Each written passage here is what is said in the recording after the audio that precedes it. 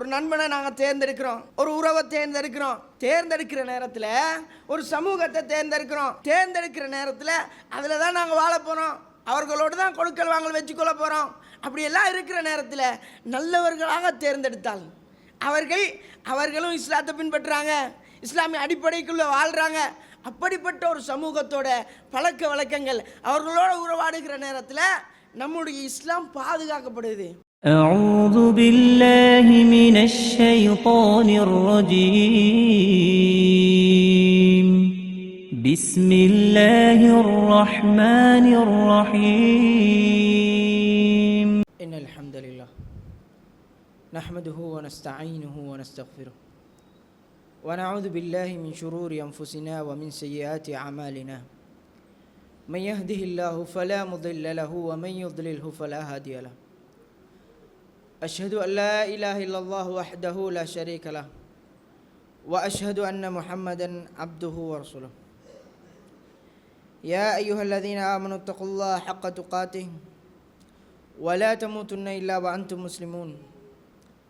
يا أيها الناس اتقوا ربكم الذي خلقكم من نفس واحدة وخلق منها زوجها وبث منهما رجالا كثيرا ونساء واتقوا الله الذي تساءلون به والأرحام إن الله كان عليكم رقيبا. يا أيها الذين آمنوا اتقوا الله وقولوا قولا سديدا يصلح لكم أعمالكم ويغفر لكم ذنوبكم ومن يطع الله ورسوله فقد فاز فوزا عظيما. فإن أصدق الحديث كلام الله وخير الحديث حديث محمد صلى الله عليه وسلم وشر الأمور محدثاتها وكل محدثة بدعة وكل بدعة ضلالة وكل ضلالة في النار. وبعد.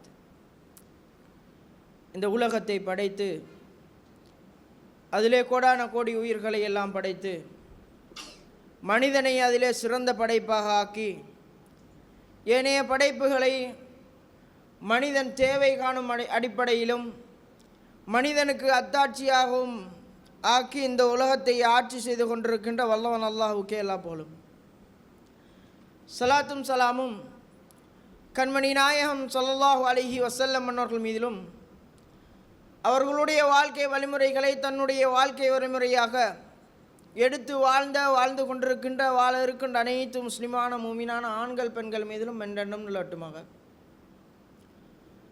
அல்லாஹுடைய கட்டளையை ஏற்று ரசூலுல்லாஹி ஸல்லல்லாஹு அலைஹி வஸல்லம் அவர்களுடைய வழிகாட்டலின் கீழ் இந்த ஜும்மாவுடைய கடமையை நிறைவேற்ற வேண்டும் என்ற ஒரே நோக்கோடு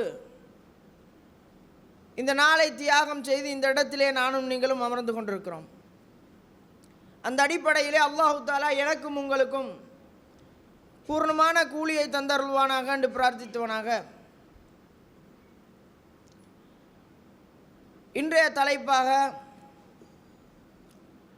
இஸ்லாம் சொல்லித்தரும் கலாச்சாரமும் அதில் ஏற்படக்கூடிய விபரீதங்களும் என்ற அடிப்படையில் சில விடயங்களை பார்க்கலாம்னு நினைக்கிறோம்.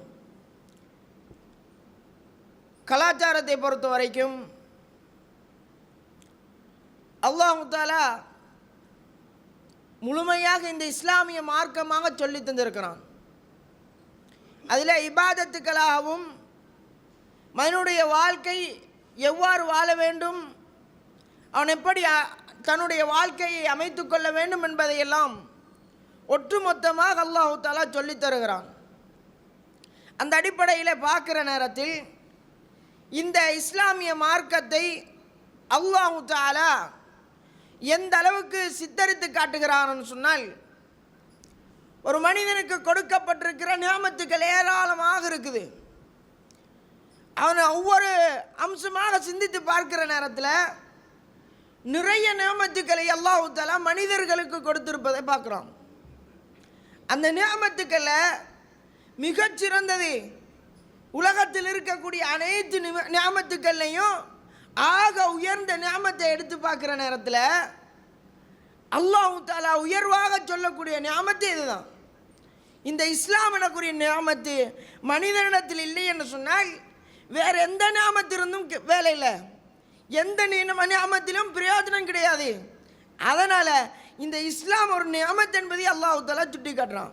திருமறையில் சொல்லுகிற நேரத்தில் அல்யௌம அக்மல்து லக்கும் தீனக்கும் வ அத்மம்து அலைக்கும் நிஅமதி என்கிறான் அல்லாஹ். எப்படி சொல்கிறான்?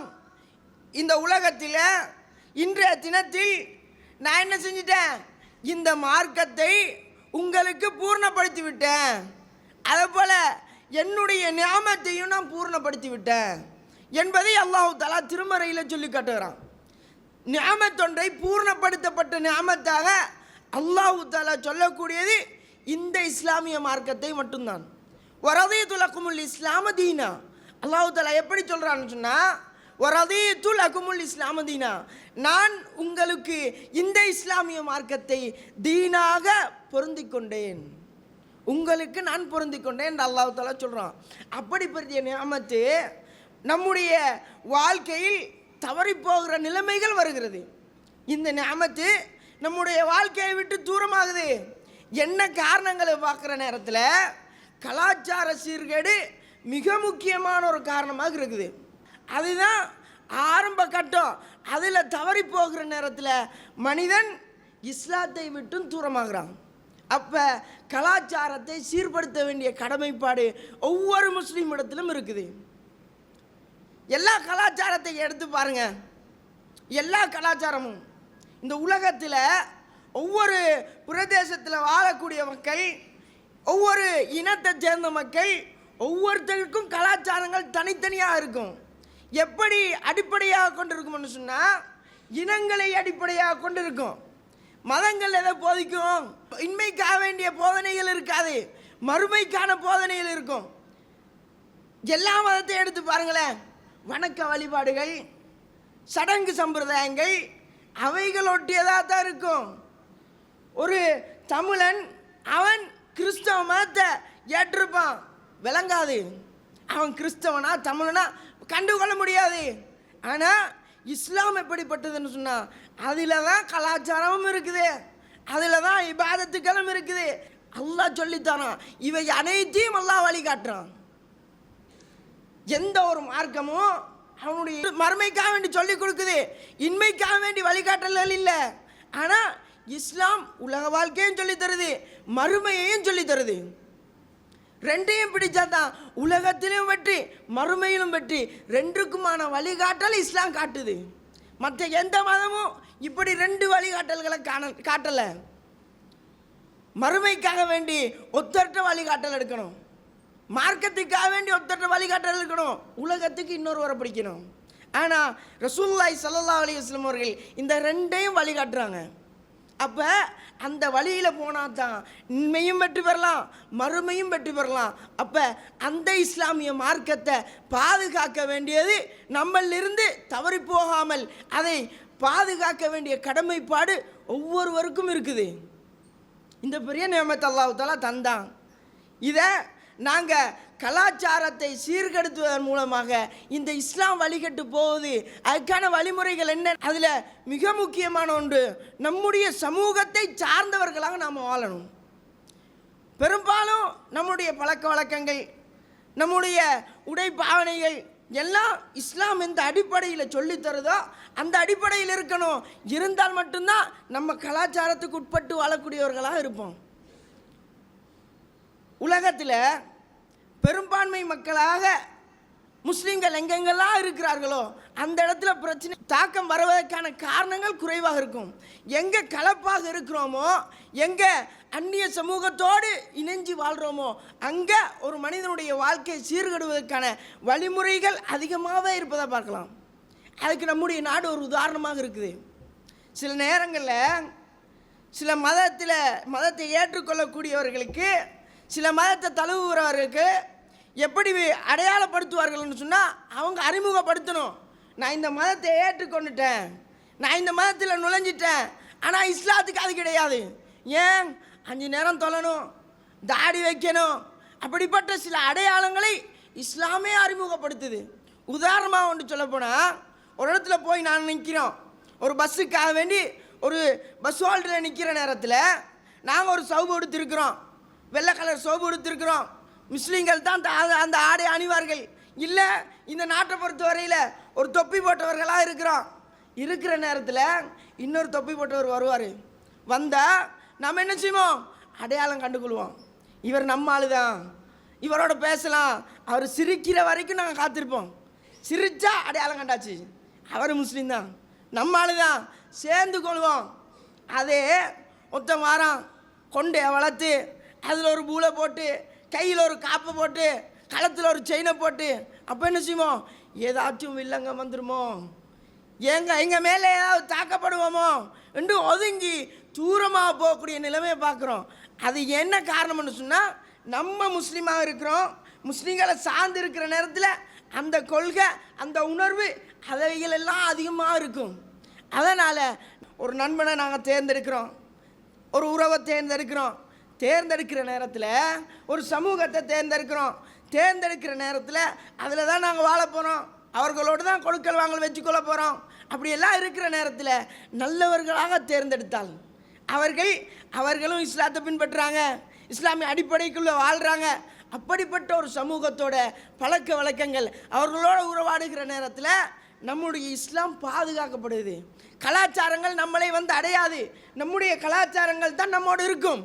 அதே இல்லாமல் ஒரு கெட்டவனோட சேருகிற நேரத்தில் அவர்களுடைய கலாச்சாரங்கள் கொஞ்சம் கொஞ்சம் கொஞ்சமாக வந்து சேரும். ஒரு அரபியில் பழமொழி சொல்லப்படுது, மன் ஆஷ கௌமன் அர்பஈன யௌமன் ஃபஹுவ மின்ஹும். ஒரு மனிதன் 40 நாள் ஒரு கூட்டத்தோடு இருக்கிறாரு. அப்படி இருக்கிற நேரத்தில் அவர்களாகவே மாறி போகிறது. ஒரு ஏரியாவில் வாழ்கிறாரு, அந்த சூழலுக்கு அவர் என்ன செய்கிறாரு? இசைவாக்கம் அடைஞ்சிடுறாரு. வெளிநாட்டுக்கு போகிறாரு, போய் கடும் வெயிலாக இருக்கும், ஆனால் என்ன செய்ய மாட்டார்? அதை பொருட்படுத்தவே மாட்டார். ஏசியில் தானே நம்ம இருக்கிறோம். அப்படி இருந்துட்டு இலங்கைக்கு வந்தால், இதுக்கு தான் இந்த நாட்டுக்கு வரதில்லை, வெயில் என்ன கொளுத்துது, இருக்க முடியல, அங்கேண்டா ஏசி இருக்குது, இங்கே இல்லையே. அந்த நாட்டுடைய பழக்க வழக்கங்களுக்கு இசைவாக்கம் அடைகிறது. காலையில் சாப்பாடு எடுத்தால் பானா திங்கலாத ரொட்டி இருந்தால் நல்லா இருக்கும். ஏன்? அங்கே அதுதான் சாப்பிட்டாரு. பால் நேரத்தில் பல கறிகளோடு சாப்பிட்ற நேரத்தில் யோசிப்பார், இதெல்லாம் சாப்பிட்றது, அங்கே ஒரு கறி ஒரு சோறு அப்படித்தானே இருந்துச்சு, ஒரு கபாபு அப்படித்தானே இருந்துச்சு, இதெல்லாம் சாப்பிட்றதா? அங்கேக்கு இசைவாக்கம் அடைகிறாரு. அதை போல தான் நம்முடைய பழக்க வழக்கங்கள் எந்த அளவுக்கு மாற்றம் அடையுதோ, அதே போல தான் இஸ்லாத்துடைய கலாச்சாரமும் மற்றவர்களோட சேர்ந்து அந்யோன்யமாக இருக்கிற நேரத்தில் அவர்களுடைய கலாச்சாரம் கொஞ்சம் கொஞ்சமாக ஊடுருவுகிறது. அன்பார்ந்த இஸ்லாமிய உறவுகளே, அப்போ அந்த மாதிரி வாழ்க்கை நம்ம அமைச்சிக்கொள்ளணும். நம்முடைய கலாச்சாரங்கள் பாதிப்படையக்கூடாது. அப்படியாக இருந்தால் நல்லவர்களோடு சேர்ந்து கொள்ள வேண்டும். இஸ்லாமியர்கள் எங்கே இருக்கிறார்களோ அங்கே சேர்ந்து கொள்வது, முஸ்லீம்கள் எங்கே ஒன்று கூடியிருக்கிறாரோ அங்கே போய் வாழ்கிறது. அப்படிப்பட்ட வாழ்க்கையை நாம் உருவாக்கணும். அதுக்கு தான் ரசூலுல்லாஹி ஸல்லல்லாஹு அலைஹி வஸல்லம் ஹிஜ்ரத் செஞ்சதும். மக்கால இஸ்லாத்தை சரியாக எடுத்து நடக்க முடியல, இஸ்லாமிய கலாச்சாரங்களை எடுத்து நடக்க முடியல, தாக்கல்கள் பிரச்சனைகள் எல்லாம் வருது. அதனால் என்ன செய்கிறார் ரசூலுல்லாஹ்? ஹிஜ்ரத் போய் மதீனால நிம்மதியாக இஸ்லாத்தை கடைபிடிச்சிட்டு வாழ்கிறாரு. சஹாபாக்களும் அப்படித்தான். ஒரு முறை ஒரு சஹாபி வராரு, காவினிட ஆடையை அடைஞ்சிட்டு வராரு. ரசூலுல்லாஹ் சொல்கிறாங்க, அது என்ன? இணை வைக்கக்கூடிய அல்லாஹ்வுக்கு முரணாக இருக்கக்கூடியவர்களுடைய ஆடை. அப்போ அவர் கேட்கல, யார சொல்ல ஆடை தானே, அதை அணிஞ்சா என்ன பிரச்சனையாக போகுது? ஆனால் எந்த ஒன்றிலும் அவர்களை ஒப்பிட்டு போகாத, அவர்களோட சேராத, அப்போ தான் உன்னை நீ தூய்மைப்படுத்திக் கொள்ள முடியும். பெரும்பாலும் எங்கே தாக்கம் செலுத்துதுன்னு சொன்னால், இஸ்லாமிய கலாச்சாரங்களுக்குள்ளார அந்நிய கலாச்சாரங்கள் எங்கே தாக்கம் செலுத்துதுன்னு சொன்னால், நம்ம கல்விக்காக வேண்டி பிள்ளைகளை அனுப்புகிறோம். சிறு வயதுலேருந்து தானே தாக்கம் உருவாகுது. பிள்ளைகளை 3 வயதுலேருந்தே கல்விக்காக வேண்டி அனுப்புகிறோம். அங்கே ஆட்டத்தை ஆரம்பிக்கிறாங்க. இஸ்லாத்தை எதிர்க்கணும், இஸ்லாத்தை அழிக்கணும் என்பதற்காக வேண்டி இந்த உலகத்தில் நிறைய போராட்டங்கள் நடந்து கொண்டே இருக்குது, இன்று வரைக்கும் நடக்குது. முதலாவது என்ன செஞ்சாங்க? ஏசி பயமுடுத்தி பார்த்தாங்க, அசரல்ல. ரெண்டாவது என்ன செஞ்சாங்க? வாள் எடுத்து வெட்டுவேன்டாங்க. மூணாவது என்ன செஞ்சு பார்த்தாங்க? துப்பாக்கி எடுத்தாங்க, சுட்டுருவேன்டாங்க. அதுக்கும் அசரல்ல. பொம்மை போட்டு பார்த்தான், அசரல்ல. எல்லாத்தையும் செஞ்சு பார்த்துட்டு இவனை இஸ்லாத்திலிருந்து வழி கெடுக்கவே முடியாது. ஏன்? அல் குர்ஆன் ஒவ்வொன்றாக சொல்லிக் கொடுக்குது. ரசூலுல்லாஹ்வுடைய வழிகாட்டல் அவர்களை நேரான பாதையை எடுத்து செல்லுது. இவர்களை வழி கெடுக்க வேண்டுமாக இருந்தால் கலாச்சாரத்தை பிடிக்கிறாங்க. இதுதான் நடக்குது. கலாச்சாரத்தை பிடிக்கிற நேரத்தில் இஸ்லாத்துக்கு முரணாக பெரியவர்களிடத்தில் ஏதாவது ஒன்று சொன்னால், அனுபவம் வாய்ந்தவர்களிடத்தில் ஏதாவது ஒன்று சொன்னால், போடா போகிறதுக்கு இஸ்லாத்தை பற்றி நீ எனக்கு சொல்லித்தாரியா? நான் இத்தனை வருஷம் இஸ்லாத்தில் வாழ்கிறேன், எனக்கு அந்நிய கலாச்சாரத்தை கொண்டு வந்து என் மேலே திணிக்க பார்க்குறியா என்று பெரியவர்கள் ஒதுங்கி போவாங்க. அவர்கள் யோசிக்கிறாங்க, இஸ்லாத்துடைய வழிகாட்டல் வளர்ந்துட்டாங்க. அப்போ அவங்க யோசிப்பாங்க, சின்ன பிள்ளைகள் எப்படின்னு சொன்னால், அவர்கள் எந்த சூழல்களில் வளர்க்கப்படுகிறார்களோ, எந்த சூழல்களில் வாழுகிறார்களோ, அதை சரி காண்ற நேரத்தில் அதை கெடிட் ஆகுறாங்க, அதை ஆழமாக பட்டு பிடித்து கொள்கிறாங்க. அப்போ அதிலிருந்து மீட்டெடுப்பது என்பது மிகச்சிரமாக இருக்கும். கல்வியை கொடுக்குற நேரத்தில் நம்ம செய்கிற பிள்ளைகள் அதுதான். மார்க்கம் உள்ள இடமா பார்க்குறதே கிடையாது. படிக்கணும் தானே, படிப்பு கெட்டு போயிடும் இல்லையா? முக்கியமாக படிப்பு முக்கியம் தானே, வாழ்க்கையில் ஏதாவது ஒன்று அடையணும் தானே என்பதற்காக வேண்டி அவைகளை படிப்பு கொடுப்பதற்காக வேண்டி ஒரு இடத்துல கொண்டு போய் சேர்க்கிறது அங்கிருந்து ஆரம்பிக்குது. முதலாவது பாலர் பாடசாலைகள். அங்கே என்ன செய்வாங்க, பிள்ளைகளுக்கு இஸ்லாத்துக்கு முரணான கலாச்சாரங்கள், ஆடலாக இருக்கட்டும், ஆட கலாச்சாரங்களாக இருக்கட்டும், பாடல்களாக இருக்கட்டும், எல்லாத்தையும் பூட்டி வளர்க்குறாங்க. அங்கிருந்த ஒரு பிள்ளை இவைகளெல்லாம் சரிதானே, அதனால தான் நமக்கு சொல்லி தராங்களே. ஆனால் பாடசாலைகளுடைய பெயர்களை பாருங்களேன், அந்த பாடல் பாடசாலையுடைய பெயர்கள் முஸ்லீம் பெயர்களாக இருக்கும், முஸ்லீம் பெயர்களை சார்ந்ததாக இருக்கும். அரபியில் பேர் வச்சுருப்பாங்க, ஏதோ ஒரு அர்த்தமாக இக்ரான்னு வச்சுருப்பான். ஏன் மனுஷனை கவரணும்? இஸ்லாமுடைய பேரை வச்சு எதை ஊட்டுறாங்க, அந்நியர்களுடைய கலாச்சாரங்களை ஊட்டி வளர்க்குறாங்க. அங்கிருந்து பிள்ளைகள் என்ன யோசிக்கிறாங்க, பெண் பிள்ளைகள் கட்டை ஆடையாக இருந்தால் பிரச்சனை இல்லை, அவுரத்து தெரிஞ்சால் பிரச்சனை இல்லை, சௌரி முடி வைக்கிறாங்க அது பிரச்சனை இல்லை. இதெல்லாம் ரசூல்லா தடுத்தது. அவைகளெல்லாம் எடுத்து நடக்கிறாங்க. என்ன காரணம்னு கேட்டால், அவர்களுக்கு அந்த கலாச்சாரத்தை சரியாக காட்டுகிறார்கள். அப்போ அவர்களை பிடிச்சா தான் எதிர்வரக்கூடிய சமூகம் சீர்கட்டு விடும். ஷைத்தான் ஒரு மனிதன் நேரடியாக வழி எடுக்க மாட்டான். எப்படி வழி கெடுப்பான்னு சொன்னால், படிப்படியாக வழி எடுப்பான். நூஹ் அலைஹிஸ்ஸலாமுடைய வரலாறு எடுத்து பார்க்குற நேரத்தில் அவர்களுடைய காஃபிர்கள்லாம் அழிக்கப்பட்டாச்சு, முஸ்லீம்கள் மட்டும்தான் மிச்சம், முஸ்லீம்கள் மட்டும்தான் மிச்சம். அல்லாஹ்ட்ட இவர் பிரார்த்திக்கிறாரு, எல்லா காஃபிர்களையும் வச்சிடாத, யாரையும் வச்சிடாத, உனக்கு முரணாக நடக்கிறார்கள். அல்லாஹ் என்ன செஞ்சிட்டான், அப்படியே அழிச்சு போட்டான். அழிச்சிட்டு முஸ்லீம்கள் மட்டும்தான் மிச்சம். அப்போ எப்படி எதிர்கால சந்ததியினர்களில் இது சிறுக்கு வந்துச்சு? சிந்திச்சு பாருங்க. முதலாவது என்ன செஞ்சான், அல்லாஹ்வை மிகவும் விரும்பக்கூடியவர்கள், அல்லாஹ்வுக்கு மிகவும் நெருக்கமானவர்கள், அல்லாஹ் அதிகம் தொழக்கூடியவர்கள், மத குருமார்கள், அவர்களை ஞாபகமாக வச்சுக்குவோம். எப்படி ஞாபகமாக வச்சுக்குவோம். அவங்கள ஒரு நினைவூட்டலாக படங்களாக வரைஞ்சான். படங்கள் காலப்போக்கில் சிலைகளாக மாறியது. சிலைகளாக மாறினாலும் வனங்கள்ல நினைவூட்டல், இவர் தான் அவர், இவர் தான் மனுஷன், இவர் தான் இஸ்லாத்தை இந்த அளவுக்கு கொண்டு வந்தார். அப்படி ஒரு கேட்டகரியில் வச்சுருந்தவங்க தலைமுறைகள் கடந்து செல்லுகிற நேரத்தில் வணங்க தொடங்கிட்டாங்க. முதலாவது என்ன செஞ்சாங்க, நினைவூட்டல். இவர் இந்த தினத்தில் மரணிச்சார், இந்த தினத்தில் நாங்கள் என்ன செய்கிறோம், நினைவூட்டுறோம். இந்த தினத்தில் பிறந்தார், இந்த தினத்தில் நினைவூட்டுறோம். அது காலப்போக்கில் எப்படி மாறிச்சுன்னு சொன்னால், அந்த தினத்தில் வணக்க வழிபாடுகள் இப்படித்தான் சிறுக்குருவானது. இந்த சிலையை வச்சு இப்படி சிறுக்குருவானதுன்னா இதுதான் காரணம். சைத்தான் இப்படித்தான் வரான். சைத்தான் நேரடியாக பிடிக்கிறது கிடையாது, அப்படித்தான் நம்மளை வழி கெடுக்கக்கூடிய நேரத்திலும் எப்படி முதலாவது பார்க்குறான், இவங்களையெல்லாம் வழி கெடுக்க முடியாது, அடுத்த தலைமுறையை பிடிப்போம். அதுக்கு என்ன செய்கிறான், இப்படிப்பட்ட பாடசாலைகளில் முதலாவது உருவாக்குறான். இந்த இலங்கை நாட்டை பொறுத்தவரையில், இலங்கை நாட்டுடைய வரலாறு எடுத்து பார்த்தா, இந்த இலங்கை நாட்டுடைய சுதந்திரத்துக்கு பல முஸ்லீம்கள் போராடினார்கள். சித்திலேபேட், இஸ்பிஜாயா, அப்படி பல முஸ்லீம்கள் போராடினார்கள். இந்த இலங்கை நாடு ஒரு தனி நாடாக ஆகணும், வெள்ளைக்காரர்களிடத்திலிருந்து பிரித்தெடுத்து தனியாட்சியாக இருக்கணும், சுதந்திரம் பெறணும் என்பதற்காக வேண்டி போராடினார்கள். அதனுடைய ஒரு படி என்னன்னு சொன்னால், முஸ்லீம்களுக்காக வேண்டி அவர்களுடைய உரிமைகளை கேட்டு அவர்களுடைய உரிமைகளுக்காக வேண்டி போராடினார்கள். அப்படி போராடுகிற நேரத்தில் முஸ்லீம் கலாச்சாரங்கள் சீர்கெடுகிறது, அந்நிய கலாச்சாரங்கள் இஸ்லாத்துக்குள்ளார வருகிறது. அதற்காக வேண்டி என்ன செஞ்சாங்க, தனி பாடசாலைகள் அமைத்து கொடுக்கணும். ஏன், அந்நியர்களோடு சேர்ந்து படிக்கிற நேரத்தில் அவர்களுடைய கலாச்சாரங்களை ஊடுருவி நம்முடைய சமூகம் போகுது, ஆடைகள் நாசமாக போகுது, முடிவெட்டுற நேரத்தில் அது நாசமாக போகுது. அதற்காக வேண்டி என்ன செஞ்சாங்க, இஸ்லாமிய கலாச்சாரங்களை பாதுகாப்பதற்காக வேண்டி இவர்கள் என்ன செஞ்சாங்க, தனி பாடசாலைகள், முஸ்லீம் பாடசாலைகளை உருவாக்கினாங்க. அந்த பாடசாலைகளுடைய நிலைமை இப்போ பாருங்களேன் எப்படி இருக்குது. வெஸ்டர்ன் பேண்ட் இல்லாத பாடசாலையே கிடையாது, மியூசிக்கல் ஷோ இல்லாத பாடசாலையே கிடையாது, அந்நிய கலாச்சாரங்கள் ஊடுருவாத பாடசாலையே கிடையாது. கேட்டால் முஸ்லீம் பாடசாலை, முஸ்லீம் மாணவர்கள் மாத்திரம்தான் படிக்கிறார்கள். எப்படி அப்போ இஸ்லாமிய கலாச்சாரங்கள் மாசடைகிறது? தாடியை வெட்டணுன்றான் ஒரு முஸ்லீம் மாணவன், தாடியை வளர்த்துட்டு அழகாக ரசூலுல்லாவுடைய சுன்னத்தை பின்பற்றிட்டு போகிற நேரத்தில் என்ன சொல்கிறாங்க? ஆஹா, இஸ்லாமிய பாடசாலை இருந்தாலும் என்ன நாட்டோட ரூல்ஸ்ன்றான்.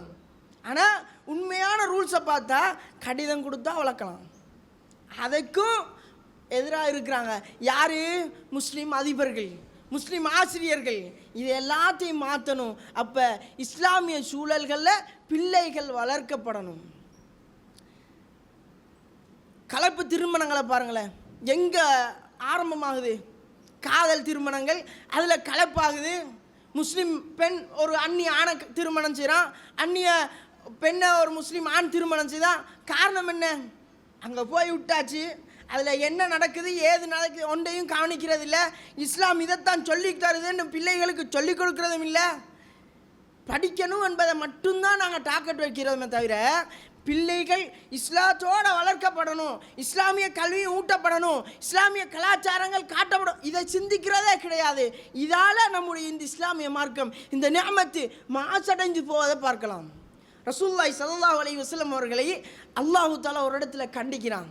எப்படி கண்டிக்கிறான்? வலன் தரலா அன்கல் யஹூது வலன் நசாரா, நபியே உங்களை யூத நசாராக்கள் ஏற்றுக்கொள்ளவே மாட்டாங்க, பொருந்தி கொள்ளவே மாட்டாங்க. ஹத்தா தத்தபி அமில்லத்தஹும், அவர்களுடைய மார்க்கத்தை நீங்கள் ஏற்றுக்கொள்ளாத வரைக்கும், அவருடைய கலாச்சாரங்களை நீங்கள் ஏற்றுக்கொள்ளாத வரைக்கும்.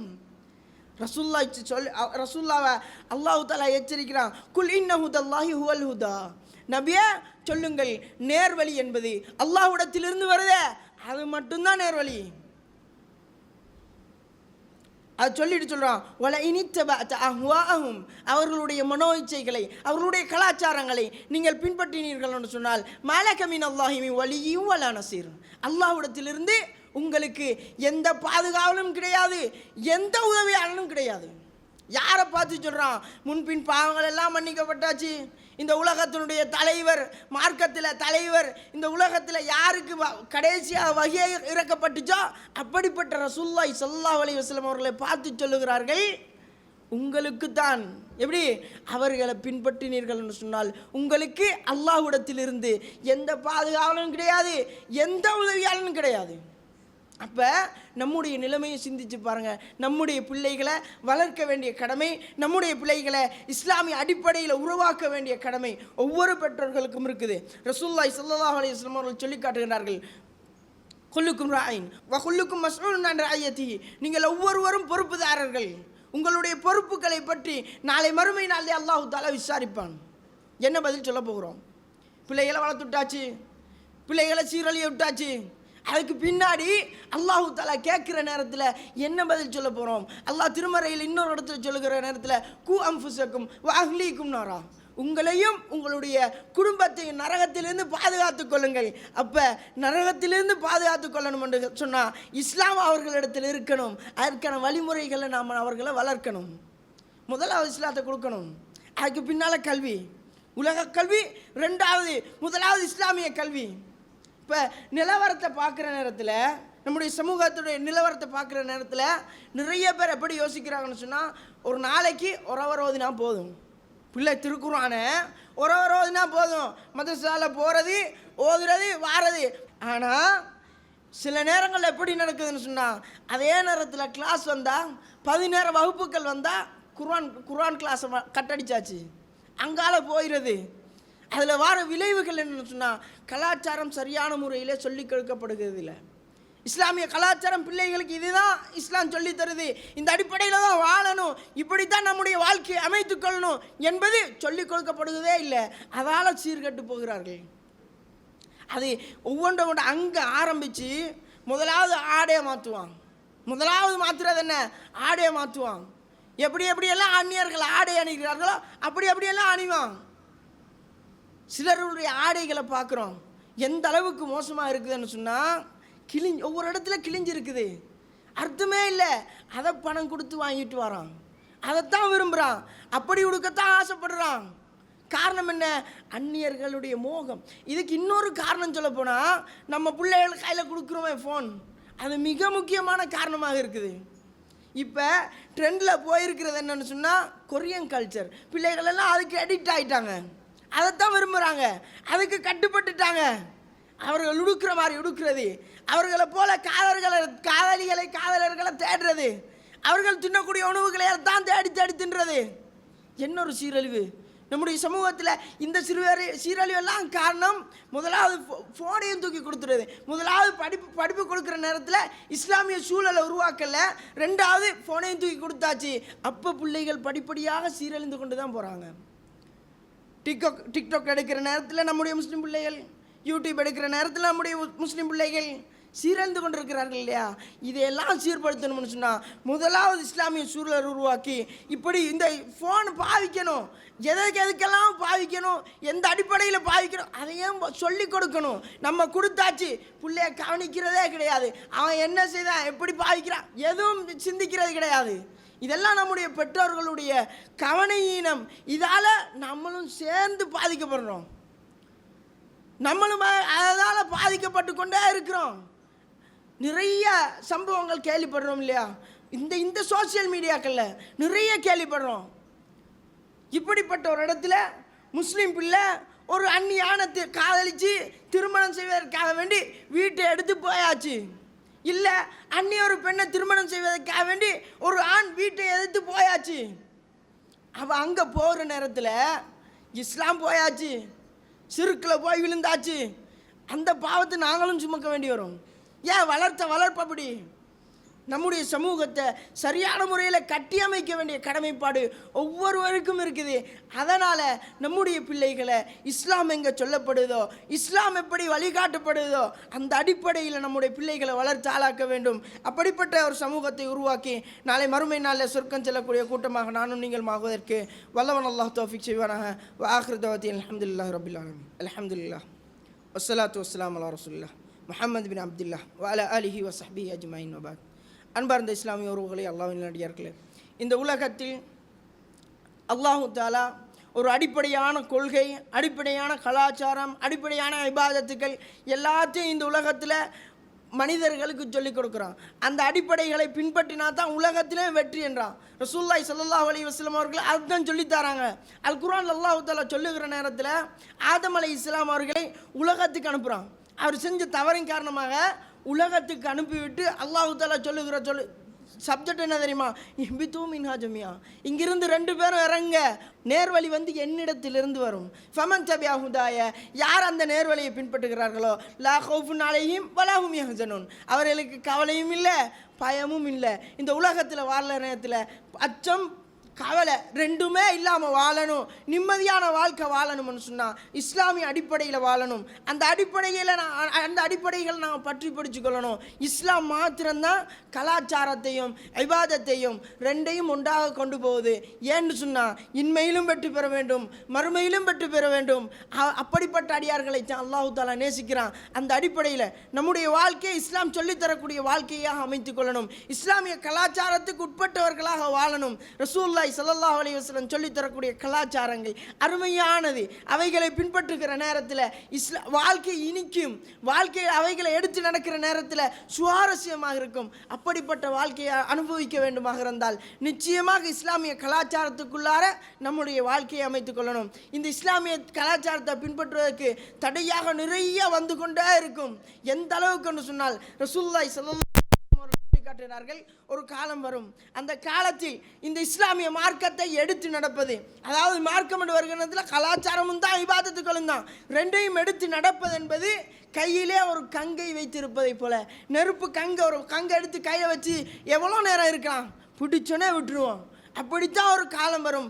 அதுதான் இந்த காலம். நம்மளை அந்நிய கலாச்சாரங்களும் அந்நியர்களுடைய சதிகளும் பின்னால் துரத்தி கொண்டே வருகிறது. இஸ்லாமிய மார்க்கத்தை பிடித்து கொள்வதற்கு கஷ்டமாக இருக்குது. இந்த காலத்தில் அதுக்கு எதிராக நாங்கள் போராட வேண்டுமாக இருந்தால் குர்ஆனோடும் ஹதீஸோடும் அதிகம் தொடர்புபட்டவர்களாக இருக்கணும் வேண்டும். அந்த அடிப்படையிலே நாங்கள் அவைகளை பின்பற்றி கொண்டே இருக்க வேண்டும். ரசூலுல்லாஹி ஸல்லல்லாஹு அலைஹி வஸல்லம் அவர்கள் சொல்லி காட்டுகின்றார்கள், லதத்தபி அன்ன சுனன மன் கான கபலக்கும், உங்களுக்கு முன்னுண்டானவர்களுடைய கலாச்சாரங்களை நீங்கள் பின்பற்றியே தீர்வீர்கள். சிபிரம்பி சிபிரின், சான் சானாக, ஜிராம்பி ஜிராயின், முலமுலமாக. எந்த அளவுக்குன்னு சொன்னால் அவர்கள் ஒரு உடும்புடைய பொந்துனல் நுழைந்தார்கள்னு சொன்னால் லதபிஅதுமுஹும், அதில் கூட நீங்கள் நுழைந்து விடுவீர்கள் என்று ரசூலுல்லாஹ் சொன்னாங்க. அப்படி சொல்லுகிற நேரத்தில் ரசூலுல்லாஹ்விடத்தில் சஹாபாக்கள் கேட்டாங்க, யா ரசூலல்லாஹ் அல் யஹூது வன் நசாரா, அவர்கள் யூத நசாராக்களா? ரசூலுல்லாஹ் கேட்டாங்க, வேறு யார்? அவர்கள் தான். அந்த கலாச்சாரங்களை நோக்கித்தான் நம்முடைய சமூகம் நகர்ந்து கொண்டிருக்குது.